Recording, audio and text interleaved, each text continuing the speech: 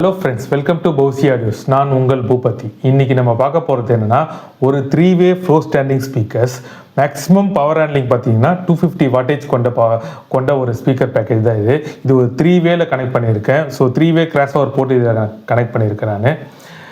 இது வந்து மினிமம் உங்களுடைய AV receiver 50 wattage at 8 ohms to 150 wattage at 8 ohms.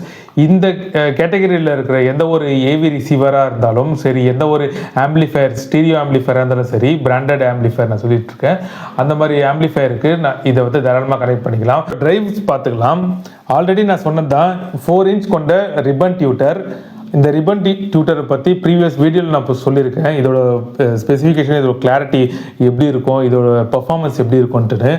And 5.25 inch கொண்ட ஒரு மிட்ரேஞ்சை பற்றி பார்க்கலாம். இது 5.25 inch கொண்ட ஒரு கெவ்லார் கோன் கொண்ட ஒரு ஊஃபர் தான் இது.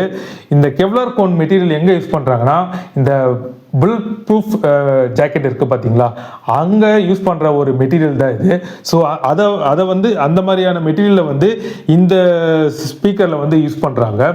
ஸோ லாங் டேர்ம் நல்லா லைஃப் இருக்கணுக்காகவே அதை யூஸ் பண்ணுறாங்க.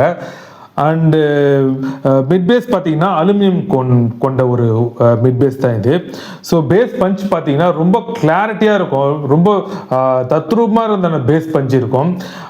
120 watts பவர் ஹேண்ட்லிங் பண்ணுது. இது 120 வாட்டேஜ் இருக்கிறதுனால பேஸ் பஞ்ச் பார்த்தீங்கன்னா ஒரு 8 inch சப்வூஃபரில் என்ன ஒரு பேஸ் கிடைக்குதோ அதை அப்படியே டெலிவரி பண்ணும். அந்த மாதிரியான ஒரு பேஸ். லாஸ்ட்டாக டன்கிரிக் மூவி பார்த்தேன்.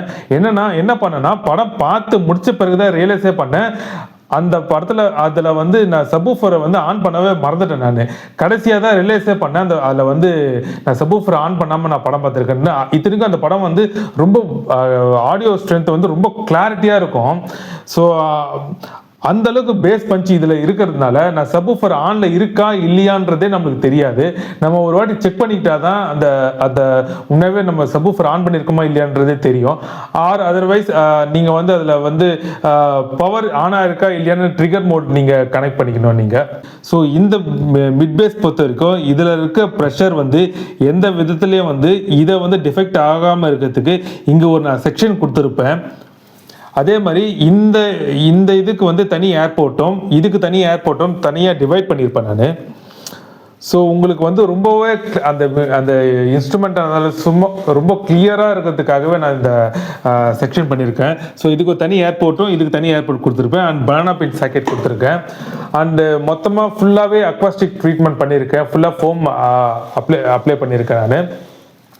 அண்ட் 18 mm திக்னஸ் கொண்ட MDF தான் இது. அண்ட் ஸ்மோக் கிரே பெயிண்ட் பண்ணியிருக்கனால உங்களுக்கு லுக்கு பார்த்தீங்கன்னா ஒரு பிராண்டட் லுக்கு இருக்கும் அப்படியே. ஆக்சுவலாக வந்து இதுதான் வந்து நான் சேல்ஸ் பண்ணுன்றது என்னோட நோக்கம் இல்லை.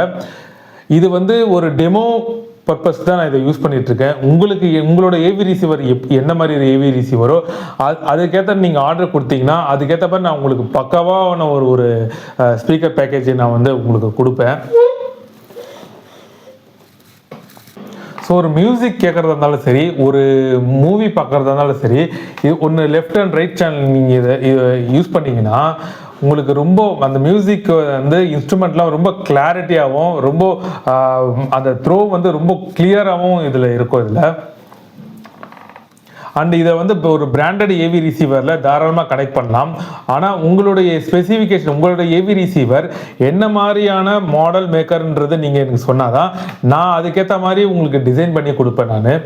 ஸோ நீங்கள் இதை வந்து ஒரு சின்ன ஒரு ஏவி ரிசீவர்லெல்லாம் கனெக்ட் பண்ணனா அந்த ஏவி ரிசீவர் தான் ப்ராப்ளம் ஆகும். ஸோ இதுக்கேற்ற மாதிரி வந்து ஒரு மினிமம் 100 watts அட் 8 ohms இருக்கிற எந்த ஒரு ஏவி ரிசீவராக இருந்தாலும் கனெக்ட் பண்ணிக்கலாம். மோஸ்ட்லி இது வந்து ஆர்காம், ஆந்தம் அந்த மாதிரியான ஒரு இல்லைனா வந்து டெனான் 4800 அந்த மாதிரி ஹை எண்டுக்கான பேக்கேஜில் இருக்க ஒரு ஏவி ரிசீவராக இருந்தால், ஆம்பிளிஃபயர் இருந்தால் தாராளமாக இதை கனெக்ட் பண்ணிக்கலாம். இதில் பொதுவாக மெஷ் பொறுத்த வரைக்கும் எனக்கு பிடிக்காது. எனக்கு வந்து அந்த ஆடியோ வந்து கிளியராக நான் கேட்கறதுக்கு மெஷ்ஷு நான் யூஸ் பண்ணிக்க மாட்டேன். உங்களுக்கு மெஷ்ஷு வேணும்னா உங்களுக்கு நான் ஃபிட் பண்ணி கொடுத்துருவேன்.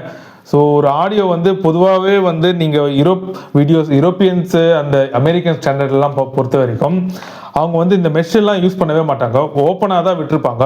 அண்டு நீங்கள் ஒரு பிராண்டட்ல ஒரு மானிட்டர் ஸ்பீக்கர் வாங்கினா கூட, ஒரு புக் ஷெல்ஃப் அளவில் மானிட்டர் ஸ்பீக்கர்ஸ் வாங்கினா கூட எதுக்குமே வந்து மெஷ் கொடுக்க மாட்டாங்க. ஸோ அவங்களுக்கு எந்த விதத்தில் டேமேஜ் ஆகாமல் இருக்கிறதுக்கு தான் மெஷ் யூஸ் பண்ணுறாங்க. பட் அதை நம்ம போடுறதுனால அது ரொம்ப கிளியரான ஒரு ஆடியோ, அதில் வந்து கொஞ்சம் ஆடியோ வந்து லைட்டாக ட்ராப் இருக்க தான் செய்யும். ஸோ எக்ஸ் டைப்பு இந்த பிராண்டடுக்கு ஏற்ற மாதிரியே நான் வந்து இந்த லெக்கு நான் கொடுத்துருக்கனால எப்படி இருக்குன்னா, நல்ல ஒரு ஸ்டெபிலிட்டி கிடைக்கும். இதில் ஈஸியாக டில்ட் ஆகாது. அந்த பவுசி ஆடியோஸ்ன்ற லோகோவை வந்து எனக்கு கொடுத்துருக்கேன் நான். அண்ட் ஓகே வியூவர்ஸ், வீடியோட எண்டுக்கு வந்தாச்சு. இந்த மாதிரி ஸ்பீக்கர், இந்த மாதிரி ஒரு ஃப்ளோ ஸ்டாண்டிங் ஸ்பீக்கர் வேணுன்றவங்களுக்கு எனக்கு வாட்ஸ்அப் பண்ணலாம். அண்டு வீடியோவை தொடர்ந்து லைக் பண்ணுங்கள், ஷேர் பண்ணுங்கள், கமெண்ட் பண்ணுங்கள், சப்ஸ்கிரைப் பண்ணுங்கள். உங்களுடைய ஃப்ரெண்ட்ஸ் சர்க்கிளில் இருந்தால் இந்த வீடியோவை ஷேர் பண்ணுங்கள். And thank you viewers.